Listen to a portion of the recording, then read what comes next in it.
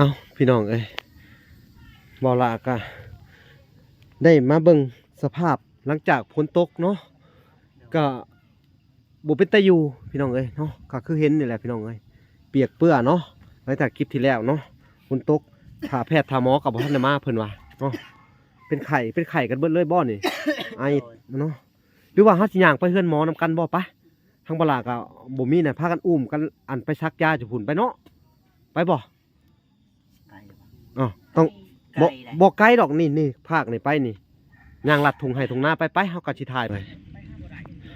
ไกลเติมเนาะจากแพทย์จากหมอประมาณ 2-3 กิโลเนาะเอาไปเบิ่งนำกันพี่น้องเอ้ยเออฝนตกแห้งอะไรได้พี่น้องเอ้ยนี่โอ้โหในห่วยก็มีเนาะน้ำก็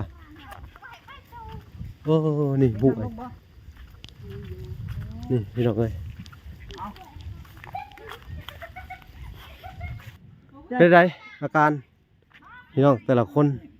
เบิ่งสิเบิ่งให้ว่ะคิงห่อนพี่น้องเอ้ยมาเป็นจะได้ปากกระเปื่อยอีกวันนี้โดยเบิ่งดูบาดเป็นแผลนี่เนาะโดยเป็นแผลอีกพี่น้องเอ้ยบาดนี่บ่หัวไข่ยังแหละเนาะใช่ทั้งหมอเพิ่นชักยาให้เด้อหรือจังไดเนาะพี่น้องเอ้ยบาดนี่เวลาเฮาเฮ็ดงานผิดนี่มีให้เฮาอีกบ่หรือจังไดเอาให้อีกบ่ได้จ่ายเงินเท่านี่น่ะเขาด่าทั้งพ่อแม่แล้วด่าอีกปอดโตพี่น้องเอ้ย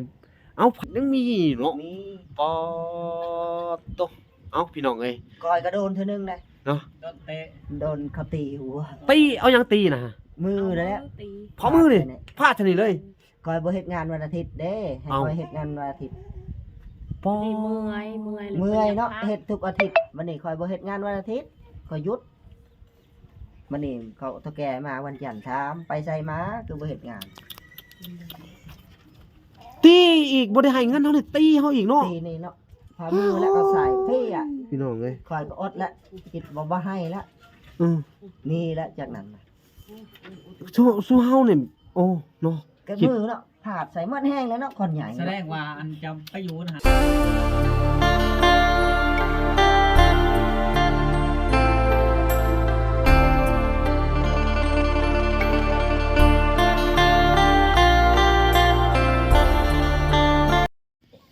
โอเคเนาะทุกคนเนาะกราบสบายดีพ่อแม่พี่น้องเบิดสู่คู่สู่คนเนาะ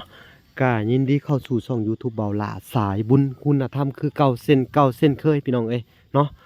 ทักทายสบายดี FC ทางฝั่งไทยและ FC ทางฝั่งลาวและ FC ทางต่างประเทศนำเด้อพี่น้องเอ้ยเนาะ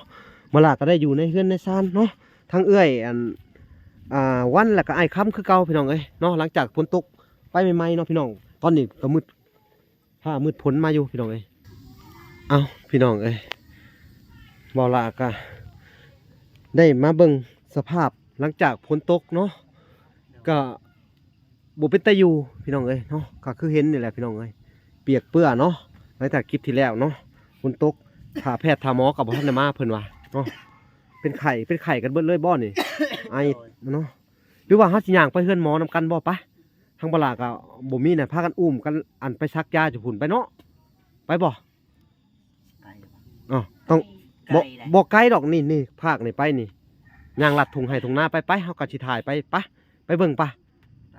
ไปอุ้มเอาลูกค่ะเฮาว่าเพิ่นบ่มาได้เพิ่นว่าเพิ่นย่านพลาดห้องพาดังหาไปอุ้มไปเด้ออุ้มไปก่อนเอาลูกไปซักยาก่อนเนาะพี่น้องเอ้ย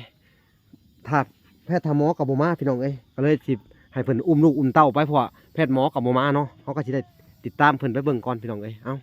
ไปซักยาอยู่เฮือนเพิ่นเอาถือไปนํเด้อเอา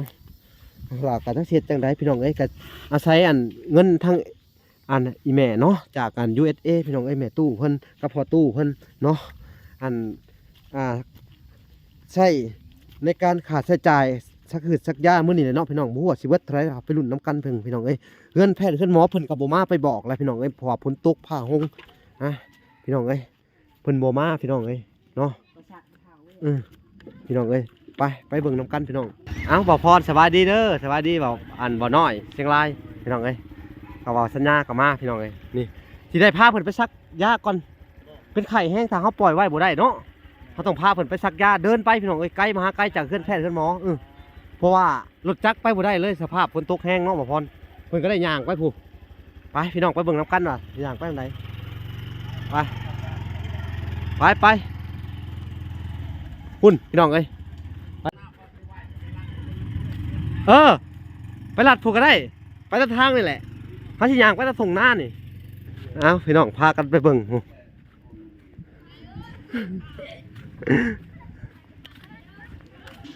พอผ่านป่าผ่านดงไปพี่น้องเอ้ย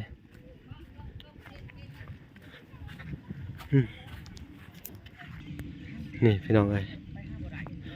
ไกลเติมเนาะจากแพทย์จากหมอประมาณ 2-3 กิโลเนาะเอาไปเบิ่งน้ำกันพี่น้องเอ้ยสวัสดีเด้อวัสัญญาเด้อพาเพิ่นไปมึงดูสภาพพี่น้องเอ้ยเป็นไข่เบิด4 คนเลยใช่เกิดทีบาลาสื่อ เพิ่นว่ามันใหม่เพราะว่าเอาปลาปื้นขี้ต้มนี่บ่ได้เพิ่นเลยจะเป็นต้องปะตีนไปพี่น้องเป็นลมเป็นฝนไหม้ล่ะพี่น้องเอ้ยว้าวตะเฮ็ดได้หลายบาทนี่ว่าสัญญาเอาปะรถไว้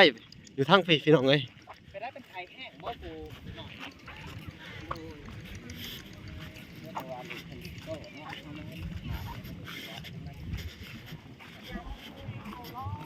ฮะเป็นอะไรตัวหอดมันขึ้นเลยบ่โอ้ว่าซั่นบ่ซะให้ไอเนาะเอ้าจะได้กระสู่ไปเพื่อสิฮอดหมอลมเป็นฝนมาแหละพี่น้องฝนตกอันนี้ก็หน้าฝนบ่เลยในใดเนาะพี่น้องเอ้ยนี่มันสิเข้าเดือนพฤษภาเลยเมษานี่ปลายเดือนล่ะบ่จักได้ปลายเดือนเมษาเนาะพี่น้องเอ้ยเข้าอันหน้าแล้วได้บ่ล่ะหน้าฝนเนาะพฤษภาเนาะพี่น้องเอ้ยทางไกลเติบเนาะเอ้ารอรุ่นเป็นอะไรไปพูดนี่ว่าไห้แห้งอันไข่แห้งฮะนี่ก็ไห้พร้อมเนาะไห้ดังไห้แห้งพร้อมพอทันซะไปย่างไปเบิ่งพี่น้องเอ้ยมันสิใกล้จะได้เห็นหมอเพราะว่าช่วงเฮาปะบ่ได้เนาะเห็นว่าสภาพแบบนี้คือจำเป็นพี่น้องเอ้ยเอาพาไปเนาะบ่ล่ะโดยผ้ากระห้องพี่น้องเอ้ยผ้ากระห้องไปนำแพทย์เพิ่นกับเพิ่นบ่ทันมาแพทย์ผู้หญิงเพิ่นว่าแม่นเพิ่นย่านอันผ้าแตกผ้าดังเพิ่นว่าพี่น้องเอ้ยนี่โอ้นี่เนาะพี่น้องเอ้ยคือทางเฮานี่เพิ่นเด็กน้อยนี่โอ้น่าสงสารบ่ว่าแม่นเฮาค่ะถ้าเป็นไปได้เนาะว่าย่าอยากมีกระต๊อบน้อยๆบ่หรือยังพอได้ลบแดดลบฝนเพิ่นเนาะเป็นห่วงเด็กน้อยนี่ถึกฝนแล้วเป็นไข้เลยเนาะอย่างน้อยก็ได้ทำของอาเบ้ยซะเนาะโดยมีดีได้บ่ล่ะแล้วมีดีแบบนึงไดพี่น้องเอ้ยแต่ว่าอันนี้อันนั้นทั้งหนองเพิ่น3คนหันยังประสงค์ทุกคนคือทั้งเฮากับบ่ฮู้เพิ่นแพทย์เพิ่นมองทั้งอ้ายเพิ่นก็กำลังมาแต่ไทยบางได้นี่แม่นไปประมาณ20 ปีว่าซั่นซะแม่นลืมเบิดแหละคือเฮาก็ลืมกันเลยเนาะพี่น้องเอ้ยไปใส่นี่ลัดไปอีกพี่น้องเอ้ยนี่ใกล้เติบบ่ใกล้เติบบ่คือบ่ลัดทงเลยนี่อ๋อมันมีบวยโอ้เบิ้ลให้กอเบิ้ลตุ้มนี่แต่ว่าแบบไรห้วยเนาะเบิ้ลตุ้มนี่เอ้ย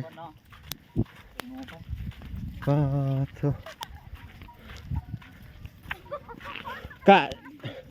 ย่างไปเรื่อยๆพี่น้องเอ้ยคนว่าคือบ่ลาไปเลยเนาะบ่ลาก็คืออันถนนทางมันเปื้อนแห้งเนาะไปบ่ได้มันไปบ่ได้คันเบาสัญญาให้ขึ้นรถเบาสัญญาแล้วก็ขึ้นรถเบาลากระจบแต่ว่ามันไปบ่ได้คือถนนทางเปื้อนเลยรถเบาลาให้แผดจะออกแบบบ่ยังไงเลยแม่นเด็กน้อยเพิ่นก็สิพาน้ำหน้าพี่น้องเอ้ยเนาะ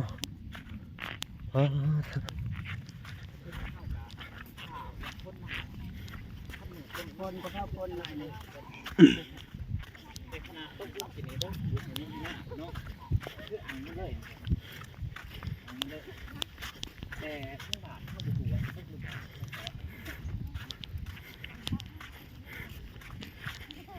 พี่น้องเอ้ยตามเพิ่นไปว่าสิใกล้ปานใดก็ไปแล้วชีวิตคนเนาะไออยู่ไออยู่พี่น้องเอ้ย อันคือยาปลาร้ายาที่ไข่ไว้ให้เพิ่นในปลาร้า แม่นซักยาแล้วก็ซื้อยาให้เพิ่นนำ ยาให้เพิ่นนั่น เอ้าพี่น้องเอ้ยสิเบิดเท่าไหร่ไปรุ่นกัน4คนพอดีเลยเนาะ โดย เป็นเบิดทุกคนเลยเด้นี่พี่น้องเอ้ยถ้าบ่ได้เงินในตู้ USD เสร็จแล้วสิเพิ่นนี่ตายแล้วบาดนี้จักเสียจังไดบาทนี่ ขอบคุณเพิ่นเนาะปลาร้าเนาะ โดย ที่อันช่วยเหลือ เออ ครอบครัวนาทางกับว่าแม่นเนาะ แม่นก็ถ้าเกิดว่าโชคเพิ่นดีไปไทยร่ำรวยคือหมู่นะก็สิบ่เป็นแบบนี้เนาะ โดย อันนี้แบบโป๊ดโชควาสนาซิเพิ่นพี่น้องเอ้ยจักสิเฮ็ดจังใดเป็นโชคเพิ่นได้มาส่ำนี้เนาะหรือแนวใดก็บ่ฮู้พี่น้องเอ้ยไปไทยก็บ่คือหมู่คือกองเขาเนาะถึกคำถึกคายพี่น้องเอ้ยเนาะเฮาก็ ว่าอันนี้คันว่าบ่เชื่อเพิ่นก็ โดย มันแม่นความจริงเนาะบ่ล่ะ โดย ไปไทยก็คือว่าคือว่ามีผู้คนแม่นบ่ แม่นมีเงินมีคำเนาะ แม่น แต่ว่าชุบเพิ่นนี่แทบจะบ่มีหยังเลยพี่น้องเอ้ย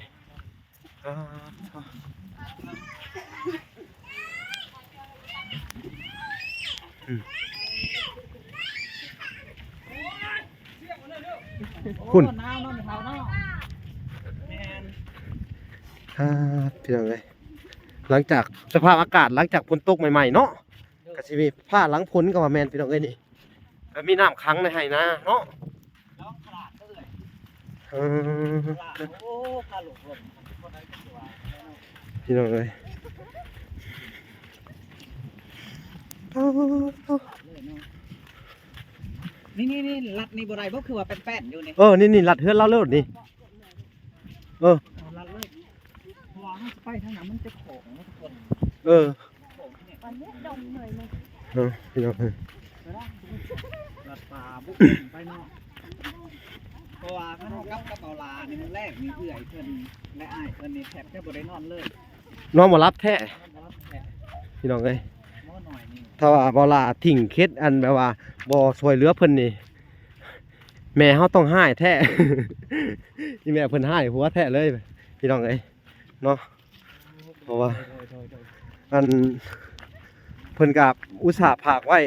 น้ำบ่ล่ะว่าเป็นหยังเกิดเรื่องให้แห้งบ่พาไปห้องหมอได้ก็เอาไปเด้อลูกเด้อเพิ่นว่าเอ้าก็จำเป็นแหละพี่น้องเอ้ยเนาะ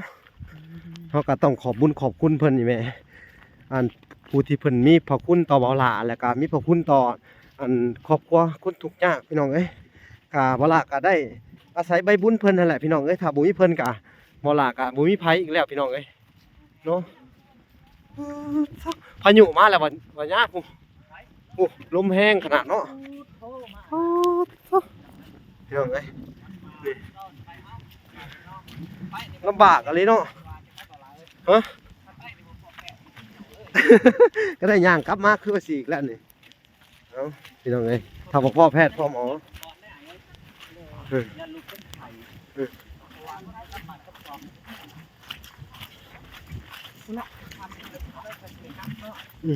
ถ้าได้กับต้นกระลูกคนกับ เออฝนตกแห้งอะไรได้พี่น้องเอ้ยนี่โอ้โธ่ในห้วยก็มีเนาะน้ำก็นี่ห้วยนี่พี่น้องเอ้ยรุ่นกันเบิ่งพี่น้องเอ้ย แต้มบ่ได้ได้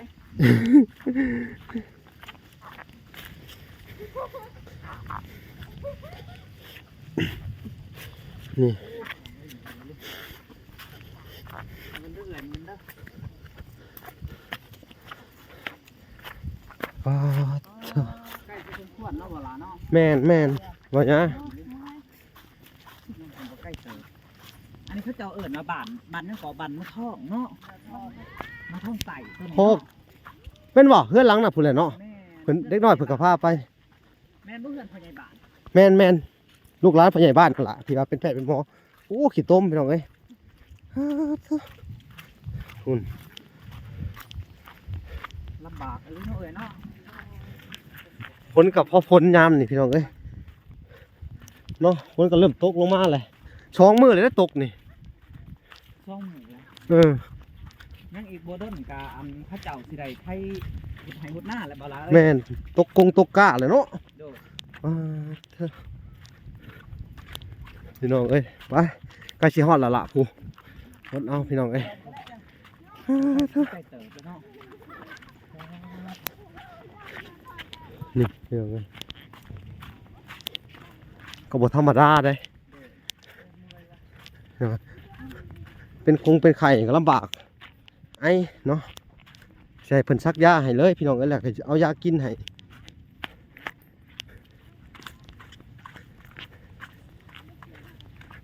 นี่พี่น้อง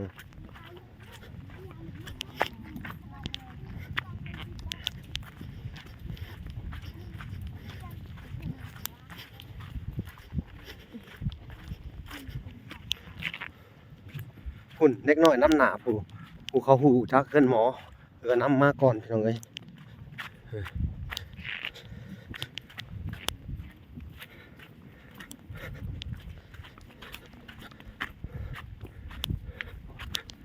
ป้า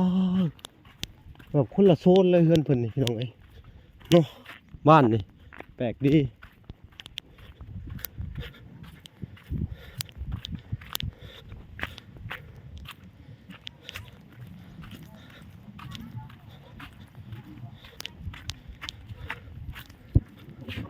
เอาบาทนี่สงสัยเฮือนนี่แหละเนาะเพิ่นก็บ่ฮู้ดอกพี่น้องเอ้ยแม่นบ่เฮือนหลังนี่บ่บ่ฮู้เนาะบ่พี่น้องบ่ฮู้เพิ่นว่า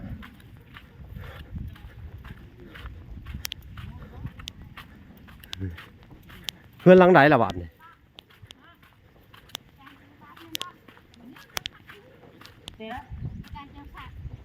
กลับบ้าน พอแล้วพอแพทย์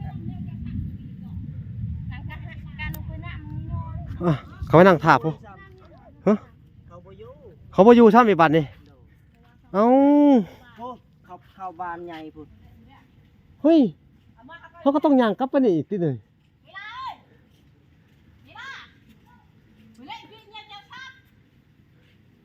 โมแม่นเพิ่นไปหาชูเฮานี่บ่ ไปได้ไงไปได้แผดบ่อยู่บ่นี่ เฮ็ดก็บ่อยู่อีกพี่น้องเอ้ยบาดนี่ อ้าวบ้านนี่เหนื่อยเด้เลย เออเด้อพี่น้องเป็นไดอาการพี่น้องแต่ละคนเบิ่งสิเบิ่งให้ว่ะคิงฮ้อนอ้อพี่น้องเอ้ยมา โอ้ สักมาลูก โอ้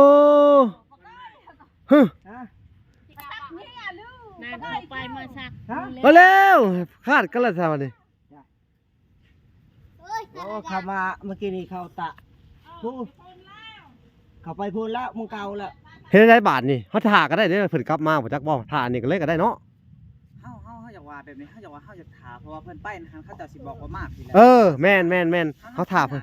เขา เจ้าบ่พอ บ่ฮอดเพิ่นสิมาบัดนี้ แม่น เอามานั่งท่าเลยสิ นั่งทา มา นั่งทาก่อน เอาพี่น้องเอ้ย นั่งทา นั่งท่าเพิ่นก่อนพี่น้องเอ้ยเนาะแพทย์เพิ่นก็ออกไปทางนี้น่าจะออกไปทางพี่เอาพี่น้องพี่น้องเอ้ย ฮะ นี่ สักให้เลย แม่ให้จุ๊ นี่ สักแม่น เป็นอะไรบาดนี่เมื่อยบ่ เหนื่อย ย่างไกลเองเนาะ โดย พี่น้องเอ้ยจักปีแล้วนะนี่ฮะ อันนี้ปี3 เดือน ปี3 เดือน โดย อันนี้4 ปีบ่ อันนี้4 โอ้เราซื้อเกิดมาบักใหญ่เนี่ยถ้าจะไปเปลี่ยนแล้วสาขาซั่นน่ะแต่เสื้อเพิ่นพอดีอยู่หรอกเนาะ พอดีแล้วเสือทำไง พอดีเนาะเสื้อเนาะแต่ว่าเกิดบ่พอดีเขาจะไปเปลี่ยนเอาเกิดใหม่เด้อ โดย เอาพี่น้องเอ้ยเวลาจะไปเปลี่ยนเกิดมาให้เพิ่นใหม่มื้ออื่นจะได้เอาเข้ามาใหม่อีกทีนึงเนาะเอาถามหมอก่อนเนาะเอาพี่น้องเอ้ยบ่ฮู้ว่าสิโดนปานใดถามเพิ่นก่อนเนาะโอเค นั่งลูกอย่าให้นั่ง เป็นจะได้ปากกับเปื่อยอีกบัดนี้ โดย เบิ่งดู บาดมันเป็นแผลฮะ นี่เนาะ โดย เป็นแผลอีกพี่น้องเอ้ยบาดนี่บ่ฮู้ว่าไข้อิหยังแหละเนาะ ลูกอย่า ใช่ทั้งหมอเพิ่นชักยาให้เด้อหรือจังไดเนาะพี่น้องเอ้ยบาดนี่ เพราะว่าเลย หมอก็บ่ทันมาพี่น้องเอ้ย ก็เลย บ่ค่อยฮอดพัท อื ยาม อ่า เนาะโอ้ อย่าลงที่ดินนั่นเอง เริ่มแล้วค่ำแล้วอากาศเย็นแห้งไอ คืนนี้บ่ได้นอน บ่ได้นอนเบิดคืนเลย โดย ยามเสะเดาเบะตะบ้านเก่า เออ อากาศเย็นฮอด แบตเตอร์เบิร์นคือตอนสินอนนี่มันอันน่ะเนาะ เนาะ บ่นอนบ่ได้ อากาศมันเย็น ไอ ากาศมันเย็น อันนี้ก็ไอบ่ได้รับบ่ได้นอน อันนี้อีกในตัวหน่อยโตมันฮอน อ๋อสุเจ้านี่ไข่แบบได้บ่นี่เข้าใจไข่มาแต่ไทยพุ่นนั้นหรือว่า บ่ใครอยู่บ้านเฮานั่นแหละ โอ้ตะกี้ก็บ่ได้เป็นหยังเนาะ โดย อ๋อพี่น้องเอ้ย ปากเจ้ามันบาดหันจะใส่อันเด้อย่างมันเหงาฮู้บ่มันเหงา อืม บางยาม ตะกี้ขออนุญาตถามได้บ่อันเพื่อเป็นความรู้เล็กๆน้อยๆเนาะ เนาะ ตอนสมัยเพิ่นที่ว่าเพิ่นกักขังเฮาไว้วันที่เจ้าเฮ็ดเวียกวันที่อยู่บ่ได้เป็นไข้เป็นหนาวบ่ บ่ เนาะ เนาะ โอ้ มาเป็นอยู่บ้านเฮานั่นแหละ โอ้ ตอนนั้นก็บ่ได้เป็นหยัง อยู่ตั้ง10กว่าปีหั่นน่ะบ่ได้เป็นหยังบ่หรือแนวใด มันก็เป็นละเล็กละน้อย เป็นเล็กๆน้อยๆนี่เพิ่นพาเฮาไปหาหมอบ่หรือแนวใด บ่ได้ บ่ ไป แล้วเฮากินยาอีหยังมันจังมีอยู่นะ ที่เพิ่นซื้อยาเก็บ ยามาให้ยาบ่หลอกปลาเลยแหละมาให้กิน อ๋อเฮารู้สึกว่าบ่สบายแต่แค่ได้บอกเพิ่นว่าโอ้ยเฮาไข้ได้บ่สบายว่าสิบ่ โด โด ย ย โอ้ เขาก็ซื้อยามาให้กิน โดยพี่น้องเนาะก็ซื้อยา เไปใส่ก็บ่ได้เอากันละ แต่ออกไปใช้ก็บ่ได้เนาะเรื่องจริงเนาะที่เฮาเว้ากันมาเนี่ยเนาะ โดย บ่ได้ตัวเนาะ โดย อ่า นี่ที่เขาซื้อยามาให้มากินว่าเออยาพวกนั้นตัวนี้ดีเด้อนั่นนั่นนี่ แต่ว่าเพิ่นอาจสิอันคล้ายๆคือว่าเพิ่นเห็นเฮาแบบบ่เป็นหนังสือหรือว่าเห็นเฮาโง่นี่แหละเนาะ โดย เพิ่นก็เลยแบบใช้เอาอิหยังประมาณนี้เนาะ โดย โดยเอ้าพี่น้องเอ้ยจักสิเฮ็ดจังไดบาด ประ นี้ มาณ5โมงนี่เขาก็ล็อกหน้าบ้านแล้ว ล็อกหน้าบ้าน โอ้เขาเจ้าหลอกไว้บ่ ล็อกไว้ อยากให้ออกไปหาหลอกบ่ แม่โดย ชุแสดงว่าเฮาอยู่ในหั่นน่ะเฮาอยู่ในโอวาทเขาเบิดเขากังเว้นมานี่เขาก็สิเบิ่งเฮาเบิดโลดอยู่หั่นเนาะเฮาบ่สามารถไปใช้ได้เลยเออ มีแต่เฮ็ดงานเวลาเฮ็ดงานเขาก็เปิดหน้าบ้านน่ะนะเวลา5โมงปุ๊บเท่าแก่สิไปนะเขาก็ล็อกไว้ แต่ละมื้อนี่เพิ่นน่ะมาเฮ็ดงานเนาะ โดย แต่ละมื้อเนาะว่าซั่นซะ มาคุมเฮานี่แหละ มาคุมงานเฮานี่ โดย เฮ็ดคุมงานเฮ็ดไปแบบเฮ็ดฟรีไปเลยนี่ โดย เฒ่าแก่คนนั้นบ่รวยตายแล้วบ่เฮ็ดงานฟรีจ้างลูกน้องได้ลูกน้องฟรีเฮ้อรวยบ่ โดย ปอคือสิมาใจดำแต่ว่าง่ายเพราะอนุญาตนำเนาะถ้าเกิดว่าถึกไผกะยาพี่น้องเอ้ยถูกผู้ที่ว่าอัน ก็บ่มีลูกน้องมีแต่คอย2คนผู้เมียแหละอยู่น่ะ เออเวลาเฮาเฮ็ดงานผิดนี่มีให้เฮาอีกบ่หรือได มี เอาให้อีกบ่ได้จ่ายเงินเฮานี่นะ เขาให้แล้ววล เขาด่าทั้งพ่อแม่แล้ว ด่าอีกปอดตะพี่น้องเอ้ยเอาฝากไปถึงคนที่อันน่ะเนาะพี่น้องเอ้ยใช่ผู้นี้พี่เนาะถ้าว่าแม่นเนาะหรือว่าถ้าว่าบ่ได้ตัวบ่ได้เนาะก็ถ้าเพิ่นเบิ่งคลิปนี่เนาะก็มาเบิ่งสภาพเขาเด้อพี่น้องเอ้ยเนาะจักบ่สิว่าจังได เนาะ ให้คิดใช่ว่าบอลอยู่ เออ เท่ากับบ่มี จำได้บ่อนอยู่บ่ชาวคนไทยเพิ่นว่าส่วนหลายว่าเจ้าขี้ตัวนั่นนี่ บ่ได้ บ่ได้ตัวแม่นบ่เรื่องจริงเลยแม่นบ่เพิ่นว่าบอกที่อยู่มาเพิ่นว่าสิแจ้งฮอดอันคุณกันพวกอันหยังสิไปอันน่ะเพิ่นว่า เฮาก็บ่กล้าเฮ็ดเขาแล้วแหละเฮาก็บ่มีหยังเนาะ เออ บอกกับคนแถวนั้นเขาก็บอกโยให้ไปหาตำรวจแจ้ง เออ วันนี้เฮาก็คิดว่ายังเด็กน้อยเนาะเฮาก็เป็นคนลาวอีก บัตรเบอร์ก็บ่มี ก็ย่านเขา ปัจจุบันนี่จำได้บ่หรือว่าบ่ได้เลย จำบ่ได้ บ่ได้ ปอพี่น้องคือว่าว่าง่ายๆคือเฮาบ่ได้ออกไปใช้เนาะก็ว่าแม่น คนแถวนั้นก็เวลาเขาไปผ่านน่ะนะ โดย เขาก็บอกว่าคือบ่ไปหาตำรวจแจ้งเลยบัด เออ เขาคิดว่าสิเฮ็ดเขาก็เฮ็ดบ่ถึงเขาเนาะเงินคำก็บ่มีเขาก็อยากได้น้ำในกินเนาะบอก แม่น เดี๋ยวเขาก็ให้ไปหาอยู่ตอนนั้น พี่น้องเอ้ย เขาก็ เนาะ ไปบ่ได้ก็เขาก็คิดไปได้ จะเป็นต้องสู้ต่อไปหน่อยเนาะ โดย แต่ก็คือว่าแหละพี่น้องเอ้ยเนาะ ในซอยนั่นนะพูดถึงอ่ะคนแถบนั้นเขาก็บอกอยู่ให้ไปหาตำรวจ เออเขาก็บอกอยู่ แต่เฮาบ่กล้ากันเอง บ่กล้าเอง ถูกเขาด่าเขาอันนั้นอีกเนาะ โดย อะโกยพี่น้องเอ้ย ดิว ยังมีอยู่เนาะเฮาถ้าเจ้าบ่ได้เว้าเฮาพังเฮาคิดว่าแต่กี้แต่ก่อนผู้ใดนี่เนาะ คนอยู่ในหันผู้นึงเนาะในหันแห่งทางเขาเตะแล้วว่าในหัน เขาเตะอีก โดยคนลาวคือกันมันแบบคือว่า ผู้ชายจำบ้านเจ้าของบ่ได้นะสิเมื่อบ้านนะแบบมันไปเฮิงเนาะ ไปนาน20 กว่าปี คือข้าว30กว่าปี พ่อฮู้พิกัดได้บ่เอา ฮะ พอถ้าเพิ่นคนไทยเพิ่นเบิ่งหลายได้นี่อ่ะ แต่เวลาเฮ็ดผิดปุ๊บเขาตีทั้งเขาเตะเนาะ ปอ โอ้เห็นให้คิดสงสารหั่น เรื่องจริงเนาะ จริ นี่ งอันนี้ บ่ได้ตัวข่อยบ่นี่ บ่ให้ ถ้าแบบ เป็นหยังก็ได้ ถ้าแบบ ให้ผ้าก็ได้ว่าคอยเขา เอาผลกระตกพอดีเลยพี่น้องเอ้ย ดีนี่ เอ้าปอเถอะ ยืนยันเลยเนาะ ยืนยันเลยแม่นบ่ เนาะ ปอพี่น้องเอ้ย คนจอยๆนะแต่คนลาวคือกันว่าคนอยู่เท่าใดวะ มันเว้าบ่คนที่อยู่ยังมันยังอยู่บ่หมอหนาเดี๋ยวนี้ อยู่ตอนคอยออกไปนะ มันคือบ่หลักออกนะพร้อมคนเดียวกันล่ะคือบ่พากันออกมาพร้อมเดียวกันแหละ บอกไป เราบ่ฮาน เราบ่กล้าออก แสดงว่าทุกเจ้านี่แบบว่า แบบคล้ายๆคือว่าอัน โนตะลือแดงก่อยปื้ เป็นคนที่แบบว่าถูกบังคับหลายจนแบบย่านหดหูใจนะแบบย่านเห็นหยังก็ย่านคือคล้ายๆคือ เขา ว่า คิดว่าเขาอยู่แบบนานคิดว่าบ่มีทางไปนะก็เขาสิเฮ็ด มันโง่นะ เออ เขาคิดว่าคนละ ซื้อก็บ่เป็นเนาะคิดว่าเขาสิไปทางใด ตีสามคน ตำร เอา วจ นั่นครับ ตำรวจหรอก เขาแก่แล้ววันอายุเกือบ50นั่นแหละ เฒ่าแก่หั่นไหน เท่าแก่และเพราะว่าเพิ่นแก่ได้50แล้ว เอ เด้ อ ก็เรียกไปตามอายุ มันบ่แม่นเลยนะ เนาะเวลานั้นเทื่อก็ตีเฮ็ดงานผิดนะทาง ขอโทษขออภัยนำพี่น้องเลยแบบสิบ่มีนั่นนะว่ายังมีเนาะ มี ปอโตเอ้าพี่น้องเอ้ย ก้อยก็โดนเทื่อนึงนะ เนาะ โดนเตะ โดนเขาตีหัว ตีเอาหยังตีนะ มือนั่นแหละ ตี พอมือนี่พลาดชนิดเลย ก้อยบ่เฮ็ดงานวันอาทิตย์เด้ให้ เอ้า ก้อยเฮ็ดงานวันอาทิตย์ ปอ นี่เมื่อย เมื่อยเนาะเฮ็ดทุกอาทิตย์วันนี้ก้อยบ่เฮ็ดงานวันอาทิตย์ก้อยหยุดวันนี้เขาเฒ่าแก่มาวันจันทร์ถามไปไสมาคือบ่เฮ็ดงาน ตีอีกบ่ได้ให้เงินเฮานี่ตีเฮาอีกเนาะ ตีนี่เนาะพามือแล้วก็ใส่เพ่อะ พี่น้องเอ้ย ก้อยก็อดละคิดบ่ให้ละ อือ นี่ละจากนั้นน่ะ สู้เฮานี่โอ้เนาะ ก็ คิด มือเนาะผาดใส่หมดแห้งแล้วเนาะคนใหญ่ แสดงว่าอันจำไปอยู่นะหัน10ปลายปีหรือว่า20ปีอันจำบ่ได้คิดจะออกจักมื้อเลย บ่ได้คิดอยากออก อยากออกก็แต่เฮาบ่มีทางไป คิดว่าสิไปใส่มันบ่รอดนะบ่ เอ้า มีงานเฮ็ด เจ้าจะไปคิดแบบว่าต้องไปหางานใหม่ติต้องคิดว่าเฮาต้องมุ่งหน้าเมื่อบ้านมันสิติบ่ได้บ่เจ้าต้องคิดว่าฉันแน่เจ้าสิไปหานี่สิคิดอยากหางานอยู่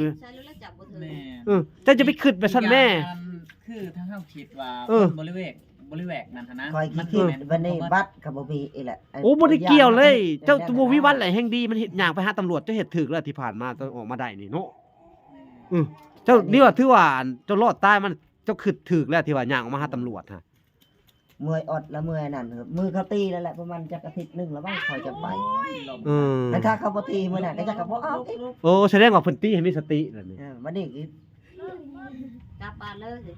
ป้า ยางเส้นตำรวจให้ตำรวจจับน่ะติดคุกเมืองไทยอีกเดือนหนึงหนู ป้า เฮาเนี่ยนะ โดย เมียได้เมียบ่ได้ทำ ก็เข้านำกันนั่นแหละทางลูกทางเมียก็เดือนหนึงอยู่ในคุก อืม ก็อยู่หมดน่ะ แต่ที่เขาคอยกินดินอยู่บ่ ก็เขาเขาเจ้าก็ซ้ำนี่แล้วสิกินอิ่มอย่างอยู่ในคุกเนาะ ป้า ผู้ชายนี่เฉพาะอยู่นำกันก็100เท่าไหร่120คน อ๋อตอน 120 ตอนอยู่ในคุกตมนี่ก็อันเพิ่นแยกผู้หญิงผู้ชายออกบ่คือว่าไปอยู่ในครอบครัวเจ้าเองลูกบ่ให้ยั่วๆบ่ลูกเจ้า อยู่ในคุกสมบาผู้หญิง เออ ผู้หญิงนั่นนะ แต่ว่าอยู่ในคุกนี่เจ้าดีแหละเจ้าได้ชมกรรมบ้านลาวถ้าไปอยู่ในหันหาเจ้าสิตกตลกทั้งเป็นเลยน่ะเนาะ แม่นกว่า หาโอ้ถึกแล้วเจ้าคิดถึกแล้วหมู่วิวัฒน์วิเวอร์สิไปแค่มยังหาหมู่วิวัฒน์คงให้จากเมืองบ้าน อย่าว่าจะไปหางานต่อให้พอดีเขาซ้ำเติมอีก เจ้าสิไปหาเห็ดไปทั้งในเมืองมัน คอ เท่าย นั้น มือ เออ เขาเฮ็ดเวียกเจ้าลูก เออ เสื้อไหม้ บ่จำเป็นต้องไปหางานต่อแล้วสิมุ่งหน้าเมืองบ้านโลด เห็นถ้าคอยมีเงินมื้อนั้นคนละ3,000คอยบ่ได้ติดคุก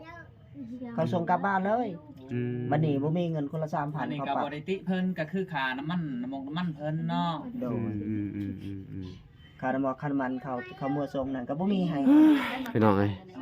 บ่ได้ขายแล้วติดคุกเดือนหนึงเขาปล่อยออกเอง จนมาส่ง ทวนเดือนหนึง เออ ก็ให้ติดเดือนหนึง โอ้ดีคือกันเนาะ เอาก็คือว่าบุญของเจ้าแหละที่ตำรวจจับชุเจ้ามาฮะ เห็นถ้าเฮามีเงินตอนนั้น เนาะ ให้ตำรวจคนละ3,000เฮาบ่ได้ติด อ๋อบ่จำเป็นหยังน่ะติดกระยานั่นแหละติดแล้วเขาได้ชีวิตรอดกลับมานะ เขาก็ถามให้บ่มีเงินยอมติดไหม่คุกอยู่ในคุกเดือนหนึงก็ยอมแล้วเฮาบ่มีเนาะสิเอาหยังให้เขา ขนาดขนมก็ยังตำรวจซื้อมาให้กินตอนนั้นเขาจับไม่มา นั่นแหละตำรวจดีแหละตำรวจไทยเพิ่นดีอยู่ ดีอยู่ เออบ างคนก็ดี เออ นัดไปคลองลินเนี่ยเขาซื้อมาให้ พันเด บ่สิเอายัง เดี๋ยว อย่า เศร้าเศร้า อันน่ะส่งเพิ่นเปื้อนมันแหละไปเอาแน่ เดี๋ยว มาล ส่ ง ง มา ชื่อใหม่ฮะ มาทอดให้พี่เล่น นี่โอ้ยมันเห็นคลองลินแฮงกระเตกมันให้เนาะ อืม ตอนเขาจับใหม่ๆอยู่ตม อืม มันห้องมันให้จนก็กุศลสารมันก็ไปซื้อพวกรถ คน เครื่ นั้ อน งลิน ก็คือว่านี่แหละเนาะก็ผู้ได้เห็นคลิปนี้เนาะทุกคนก็บ่น่าสงสารเพิ่นบ่เนาะทุกคนที่เฮ็ดผ่านมา อืม ว่าแล้วเนาะ จนคอยอยู่นะฮะเนาะเพื่อสิให้ได้ออก อืม ก็น่าพลอะไรก็บ่ได้เห็นเนาะก็อยู่นี่นะฮะ พอ พอให้ก็ให้ยุ่งก็ลายเนี่ยเนาะอยู่ในคุก ไม่คู่คนไหน ก็คิวข้าวก็หิวเนาะก็ตอนเสาร์เนาะให้กินแต่5 โมงเช้า เออ 5 โมงครึ่งกินแล้ว กอกนึงนะ อ่าเมื่อยพี่น้องเอ้ยเอ้าพี่น้องเอ้ยโอเคโอเค ก็เช้า แล้ว นี้แหละข้าว เฮากลับ ยิ่งพังไปยิ่งเศร้าใจพี่น้องเอ้ยเฮาก็มีแต่รอถามหมอเนาะ แต่กระซ่าก็ใส่นั่นใหญ่ประมาณนี้ เพ เนาะ ราะว่าจบเพียงเท่านี้ มะ ซะ เขืออันหนึงน่ะ โอ เอา เค ผ่าครึ่งหนึง เฮาก็สิคอยถามมันไปเรื่อยๆเนาะยิ่งพังยิ่งเศร้าใจพี่น้องเอ้ยเนาะ ก็แก้จืดเนาะก็บ่พริกปิ้งนัวก็ยักอยู่ใส่ อาดี กินแต่จืดอย่างเดียว เอ้าขออนุญาตเนาะ โดย ถามอีกรอบหนึงกินอันอยู่ในเฮือนนะบ่อนที่ว่าอันที่เพิ่นอันกักขังเฮ็ดอันเฮาเป็นแรงงานน่ะได้กินหยังแต่ละมื้อ ก็กินทำว่าก็กินทั่วไปนั่นแหละ ไผซื้อมาให้กินถามก่อนเนาะ ก็เถื่อก็ให้มีเงินกับภาคน้ำเข้านั่นแหละเข้าไปตลาด เอาเท่าแก่บ่ซื้อ บ่ได้ซื้อมาบ่อนผู้ที่มาจ้างเฮาเฮ็ดอันที่ บ่ มาเฮ็ดงานอะไร เลี้ยงเนาะ เขาบ่เลี้ยง บางทีก็ อ้าวแล้ว กับเขาเลือกกินเขา เถื่อมีเขาเลือกกินเขามาให้กินเนี่ย กับข้าวเหลือกิน โดย อันที่มันที่พวกมันกินมาอันใด เขากิน เอาขออนุญาตพี่น้องเอ้ยขี้เงื่อนเพิ่นน่ะเนาะเออ เขาบ่กินเฮ็ดได้เนาะบ่มีแนวกิน สรุปแล้ว คือบ่ได้ขนาดเงินสิบ่ให้เฮายังบ่พอยังแบบว่าอันให้เฮากินของขี้เงื่อนอีกอ๋อพี่น้องเอ้ยเอ้าตายยิ่งทานยิ่งเศร้าใจพี่น้องเอ้ยลำบากแห้งอะไรแบบนี้ เราจะกินข้าว อ่าเอ้าพี่น้องเอ้ยกะท่าแพทย์ท่าหมอเนาะพี่น้องเอ้ยก็เลยสัมภาษณ์เพิ่นถาม ยาก่อนลูก ท่าเพิ่นมาก่อนพี่น้อง ว่าหม้อกับขาเฮากลับคืน ชื่อเฮานั่นนี่เนาะ เออ แต่จังหวัด เขาบ่ได้บอก เขายังไม่ได้บอกว่าจังหวัดนี้จังหวัดนั้นอยู่ เขาจังหวัดอยู่เขายังบ่บอกเลย โดย เออเป็นแล้วเนาะตัวนี้เนาะเขาก็บ่ให้ฮู้ชื่อเลยเขาตะ ข แก นาดเฮาว่าชื่อเฒ่าแก่ก็จักชื่ออย่างนั้นแหละก็พูด ก็ ถึ ไม่ ง ได้เรียกว่าเท่าแก่เรียก อ๋อเขาให้เรียกแต่เฒ่าแก่ โดย เออเฒ่าแก่โหดบ่ อยากให้ชื่อเขาชื่อจังได๋อีก หน้าโหดบ่เฒ่าแก่นี่ลักษณะทรง เฮาบ่ก็คือบ่ได้โหดแต่เวลานั้นเนาะเวลาเฮ็ดงานผิดเขาก็ด่าเฮา คนจีนบ่หรือได คนจีนบ่ เสื้อสายจีนบ่ โบแมนคนไทยแหละ คนไทยแหละแต่แบบ คนไทยแต่ว่า เขาเฮ็ดงานปุ๊บ ผิด ผิดปั๊บ ให้จนตาแดงตาด หาจนตาแดงตาดำ พ่อแม่เฮา ำด่าหอดพอหอดแม่ ปอ ซุมปิเขาว่า เขาเว้าคั่นใด เทียงเขาหันทีเจ็บ เทียงเขาเตะ เถียงเขาเตะอีก บันนี้บ่มีคนชอยเนาะจิจักไผสิไปชอย จะ ตา ตาย ย ซื่ แล้ว อ ก็เทียง เออมานั่งพี่โอ้ยเดี๋ยวยืนเว้าอยู่พี่เว้าดีๆดูเออ ๆมันก็ย่านตายคือกันเนาะ โอ้ยันตายเนาะ ย่านตายปะลูกนั่นแหละบ่มีใครเบิ่งใครแยงลูก เออจนบ่กล้าเฮ็ดหยังเถียงเขาเลย แก่เขาเจ้าบ่เอ่ยชื่อเลยเนาะ โดย มีแต่ให้เอิ้นแต่ว่า แล้วก็บ่ฮู้ฮอดจังหวัดบ่ฮู้ฮอดอำเภอเลย มีแต่เพิ่นสั่งสอนเฮาว่าให้ห้องเฒ่าแก่ โดย ก็เรื่องหมาเฮาก็บ่ได้พบหมู่คู่อยู่แล้วก็เฮาก็ฮอด5 โมงปุ๊บเขาก็ล็อกไว้หน้าบ้านเนาะ อยู่นี่แหละเพราะว่าเดี๋ยวพรุ่งนี้เช้าเจอกัน ก็มีแต่พรุ่งนี้อีกพอกันนี่ได้เฮ็ดงานครับ เราไปนอนบ้านเมืองแต่บ้านเขาบ่รู้จักเขาอยู่ไส แต่เฒ่าแก่บ่ได้นอนนํลูกน้องเนาะ เขาให้แต่ลูกน้องนอน คันเฮ็ดงานบ่ได้เฮ็ดงานเนี่ยเขาเจ้าจะหาย อันนี้เขาเอิ้นว่าฆ่ามนุษย์ของแท้เนาะ เมื่อนั้นก็ไปอยากเฮ็ดงานวันอาทิตย์มันเมื่อย เมื่อย ทุกอาทิตย์ เมื่อยแล้ว ถึกตีเงินก็บ่มี กำลังใจเฮ็ด วันนี้เลยมื้อวันจันทร์น่ะ เขาถามแก้วไปไสคือบ่เฮ็ดงานบ่ได้ไปไส เจ้าถามว่าเป็นคนไทยดูภาษาไทยดูเขาเว้าอะไรเขาถามเป็นลาวนี่บ่ภาษาลาวบ่ ก็ไทยนั่นแหละว่าเป็นหยังแก้วทำไมไม่ทำงานเมื่อวานนี้ไปได้มาผมเมื่อยครับ เป็นไรผ่าฉันเพี้ยคอย จนไม่ให้อ้อยแตก เออก็ กับผ้ามือเขาเนาะหนักเท่าแก่กับอ้วนแน่ อ้วนแน่ คสูง ปอ ๆตีนี่เนาะ โถ่ ใจเลยทุกคนเลย ไปไหนลูกไป บัดนี้คอยก็ยืนไปนี้แหละเฮ็ดงานเท่าแก่ก็อยู่นี่บัดนี้เขาก็เลยถามก็ตอบอันนั้นน่ะ อืม เขาก็มิ่ง มิ่งเลยว่าจักอ่ะ ว่า โดย ปอโถ่ นิ้วนี่ พอคิดอันนั้นแล้วว่านี่แหละบ่ไหวแล้วบัดนี้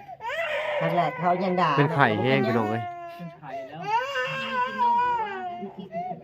เอ้า กิน เอ้า เผาบ่จ้ะ เอ้าพี่น้องเอ้ยถาแพทย์ถาหมอมาก่อนทางแพทย์หมอเพิ่นก็มาพี่น้องเอ้ยเพิ่นถาโดนเติบเพิ่นว่าเนาะเพิ่นก็สิได้มาซักยาให้เลยเอาผู้น้อยคนนี้ไปก่อนเป็นไข้แห้งแล้วกับแม่เพิ่นพี่น้องเอ้ยอ๋อเพิ่นให้ขึ้นไปซักอยู่ในพุ่นแหละพี่น้องเอ้ยเนาะคือเป็นแนวใดนั่งทาอยู่นี่อ๋อพี่น้องเอ้ย เตือนเนาะ เปื้อนชักให้คนน้อยเนี่ยก่อนเป็นไข่ชักวัตถุวัต4คน สักใดบ่ซำนี่ สักได้ สักใด อื เนาะ มชักได้ เพื่ออาการก็บอกเพิ่น อาการบอกเพิ่นเด้อเอาพี่น้องเอ้ยเป็นไข่เนาะ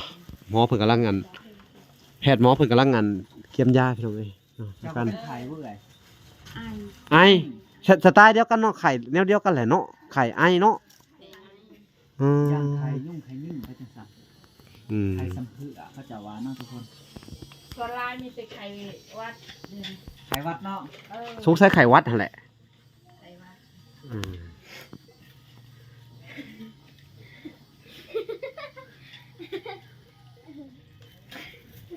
เนาะ บ่หลอดตรวจไข่ มาหลอดตรวจไข่เนาะทุกคนว่ามันสิเป็นจั การ ก วางตัวจริง ซีเนาะ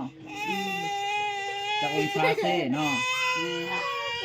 อ้าวหายแล้วพี่น้องไอ้บานเลย ชื่อออกชื่อ โมเมนต์เจ็บท้องเด้อเลย เพราะว่าที่ออกเพราะ